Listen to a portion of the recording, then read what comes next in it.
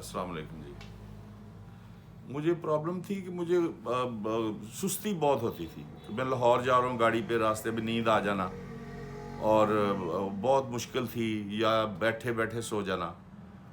تو مجھے کسی دوست نے بتایا کہ یہ سنت ہے، تو میں نے حجامہ کروایا. تو وہ حجامہ کروانے سے مجھے ایسے لگا جیسے مجھے ایکسٹرا چوکس ہو جاتا ہے، یا ایکسٹرا کسی کو گاڑی کو لائٹیں دو اور لگا دیں اسپیشل تو وہ گاڑی روشن ہو جاتی ہے. مجھے ایسا محسوس ہوا.